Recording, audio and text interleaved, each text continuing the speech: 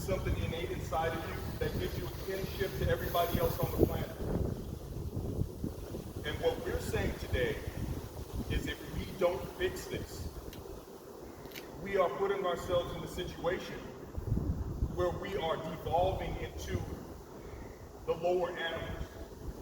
We are devolving into a society that is about survival and not about advancing, not about empathy, not about making the leaps that we need to ensure that we have a lasting positive impression on this planet that we live on. It's difficult to start these conversations, but they have to be had. When you hear that joke, you have to speak up. Because when you don't speak up, what you are doing is you are winding the gears of that oppressive machine that has been eating people of color in this country for hundreds of years. America's racism did not sprout out yesterday like Jack's beanstalk and all of a sudden overwhelm our senses. The foundation of racism was built to subjugate, to hold people down based on the melanin content in their skin. Before there was an America, there was Rudyard Kipling, who stated it was the white man's burden to hold down the inferior races of color. That mindset exists now in 2020, and it has deadly consequences, not just for us who are grown, but what legacy do we want to give our children? What do we want our children to inherit from us? How do we want to show them that we cherish and we feel blessed that we have been given them in our lives? Is it enough for us to go to a rally and then go home and put our heads under the cover as if we didn't hear about the atrocities that are happening? Because I want you to take the color off of what Sister Dion just said. Think about that being your son, coming from school in his uniform, an impressionable 13-year-old whose mind is probably on video games, maybe some girl he thinks is cute, and you are this close to losing your life at 13. Your life experience hasn't even started yet. You don't know the joys of going through and accomplishing everything that your mother said you could do. These black children in their household are revered by their parents, and then they go out into a world so cruel and unforgiving that you have parents planning funerals for children. You have grandparents taking care of children because those children's parents have been murdered. And I take exception when they say that policing is a stressful thing. Being a doctor is a stressful thing. How many of you would be okay with a doctor not giving, through his Hippocratic oath, everything inside of him to save his patient because of the color of the patient's skin? How many of you would be okay with a firefighter not promptly putting out the fire of a family who happens to be black?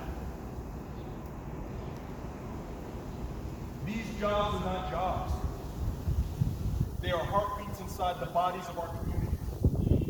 They are responsible for cultivating our youth, for creating a society that is just and believes in law. But the law cannot have a skin color. The law cannot have a racial distinction. The law cannot turn away blindly because of a prejudicial mindset. In America, we hold the distinction and responsibility to blaze a trail for the rest of the world, to show them how to do it right. We are here to show that in America, it is not the color of your skin, but the content of your character that elevates you to the heights you work hard to achieve. How many of you can go home to your children and say that's so today? In 2020, the height of the civil rights movement at the end of the 1940s, mushrooming into great leaders that we've had. John F. Kennedy, Malcolm X, Dr. Martin Luther King, President Barack Obama. And in 2020, how many of you can go home and say with certainty that you're going to come home the next day? I know I can. I don't scare my children, but I tell my children the truth. That we have not elevated in action what we put in place. America is the greatest country in the world, and that's why this is the most heartbreaking, heart-wrenching, unacceptable position for any of its citizens to be in the world. The possibilities here are endless. The terror up here is insurmountable when the color of your skin is the focus, when it's the target, when it puts you in a position that takes away the years off your life. And we have a responsibility as healthcare workers. And I'm going to piggyback on what Sister Dion said. Our responsibility as healthcare workers is to do what we were born to do. Heal, hold, uplift, comfort, learn, teach. We know what it is to see somebody who is afflicted with a disease that's going to end their life. And it be our responsibility to choke back our tears so that we know that they have somebody that they can lean on. We know what it is to see these children come in and get their inoculations and be scared out of their mind and have to talk them back and reach out to them and embrace them and let them know it's going to be okay. As healthcare workers, this is our responsibility. Nobody gets to sit on the sidelines anymore. Stand up, speak out.